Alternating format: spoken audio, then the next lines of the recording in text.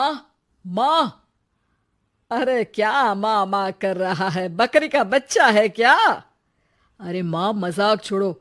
मुझे फाइनली वो मेन चौराहे वाली दुकान मिल गई है। अब देखना, आपका बेटा दुगनी स्पीड से पैसा कमाएगा। उफ़, ये क्या? मेरी ऑनलाइन मेकअप क्लास चल रही है। इतनी जोर से क्यों बोल रहे हो आप दोनों? अरे मेरी धर्म पत्नी जी, मेकअप क्लास बाद में करना। वो चौराहे वाली दुकान मिल गई है हमको। अरे वाह! रुको, मैं अपनी माँ को फोन लगाकर बता देती हूँ। अरे मैं भी अपने रिश्तेदारों को बता देती हूँ। कितनी खुशी की बात है। हाँ हाँ, मैं भी अपने दोस्तों को बता देता हूँ। 1 हफ्ते बाद रजिस्ट्री है। बस, घर में खुशी का मौका था। उन तीनों ने अपने अपने फोन उठाए और लोगों में बात फैलाना शुरू कर दिया। और रही सही कसर, श्वेता बहू ने अपने पड़ोस में सबको बताकर कर दी। अरे वर्मा आंटी, अब हम भी जल्दी कार ले लेंगे। घर का रेनोवेशन होगा और ठाट से रहेंगे हम भी। अरे, ऐसा क्या हुआ? लॉटरी बाटरी लग गई है क्या? अरे, इस बार चौराहे वाली मॉल में हमको भी दुकान मिल गई है। दुकान नंबर 21, जो एकदम चौराहे पर है। अब ग्राहक बढ़ेंगे तो आमदनी भी बढ़ेगी ही ना। अरे वाह, कितनी खुशी की बात है। मैं बहुत खुश हूँ तुम्हें इतना खुश देख के। बाकी एक बात कहूँ, सबको मत बताते फिरना। किसी की नजर लग जाएगी तो खुशी की खबर वापस लौट जाएगी। हैं? ऐसे थोड़ी ना होता है। अब डरा रही हो? अरे सही कह रही हूँ। काली नजर कहते हैं इस चीज को, जब आप किसी को कुछ बताओ और वो काम बिगड़ जाए। अरे लेकिन मैं तो। तुमने सबको बता दिया ना? हाँ, फोन लगा लगा के। अब बच के रहना। काली नजर बड़ी खतरनाक होती है। श्वेता इतनी खुश रहती है कि वो वर्मा आंटी की बात पर ध्यान ही नहीं देती, जबकि पड़ोस में और भी लोगों से खुशी की खबर शेयर करती रहती है। अगले दिन राजेश बहुत दुखी होकर घर आता है। अरे बेटा, क्या हुआ? मुंह क्यों सूजा हुआ है? मधुमक्खी ने काट लिया क्या? माँ, वो दुकान किसी और के पास चली गई। किसी ने ज्यादा भाव लगा दिया। अरे पर बात तो आपसे हुई थी ना उस दुकान वाले की। हाँ, आज मैं टोकन अमाउंट देने गया था, तब मुझे पता चला। कोई आकर सुबह मुझसे पहले ही ज्यादा अमाउंट दे गया। काली नजर। क्या? क्या कहा? वर्मा आंटी ने समझाया था कि किसी को बताना मत, वरना काली नजर लग जाएगी। अच्छा, तुम्हें उनकी बात मान लेनी चाहिए थी।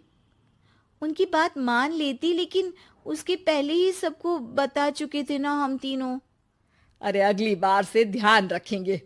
कोई भी नई चीज होगी तो किसी को नहीं बताएंगे। तीनों कुछ दिन ऐसे ही रहते हैं, पर एक दिन श्वेता को एक मेल आता है। राजेश, मेरा ऑनलाइन मेकअप कोर्स कंप्लीट हो गया। अब मैं खुद का पार्लर खोल सकती हूँ। अरे वाह, अपने मोहल्ले में ही खोलते हैं। ये जो घर के सामने दुकान है ना, वहीं। हाँ, यहाँ सस्ती भी मिल जाएगी। अगले दिन श्वेता वर्मा आंटी के पास जाती है, मिठाई का डब्बा लेकर। अरे आओ आओ, कैसे आना हुआ? जोर से नहीं बोलूंगी। वो सामने वाली दुकान है ना, वहां मैं अपनी पार्लर की दुकान खोलने वाली हूँ। उसकी मिठाई है। अरे वाह, बहुत बधाई हो तुमको। हाँ, मैं कमाने लगूंगी तो राजेश पर पूरे घर का बोझ नहीं रहेगा ना आंटी जी। ये तो है। पर ये बता कि तूने ये बात किसी और को तो नहीं बताई ना? अरे नहीं नहीं, पिछली बार गलती कर दी थी। काली नजर लगी किसी की और राजेश के हाथ से वो दुकान चली गई थी।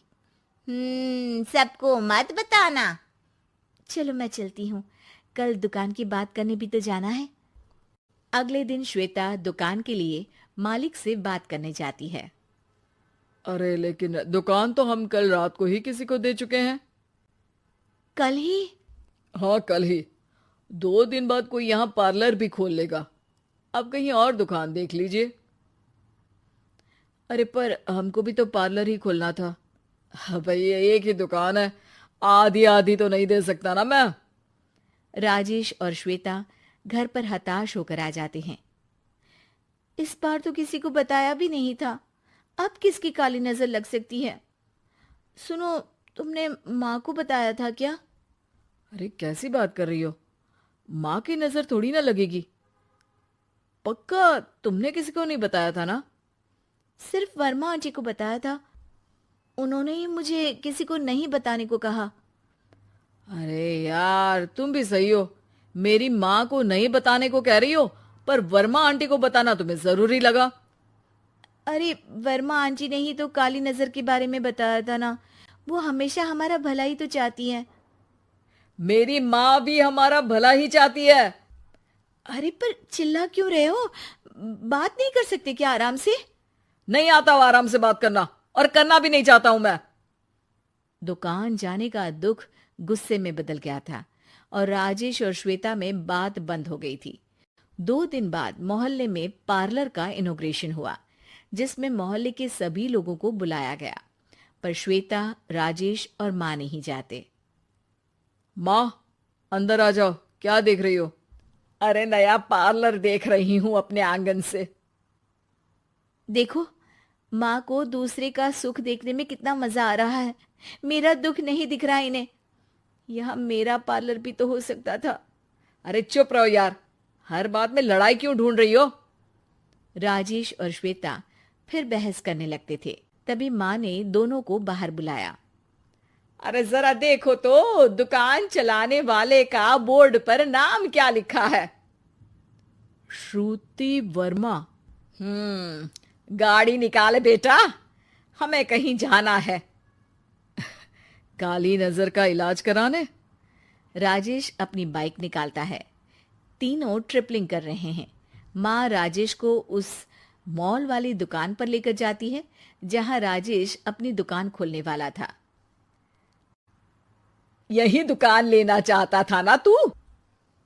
हाँ, पर इनको भी दुखी करने लेकर आई हो क्या यहाँ पर दुकान दिखाकर? वहां काफी नहीं था? अरे श्वेता, थोड़ा सब्र रख, अभी पता चलेगा कि हम यहाँ क्यों आए हैं। बता, इस दुकान चलाने वाले का नाम क्या है? अनुपम वर्मा। कुछ समझ में आया?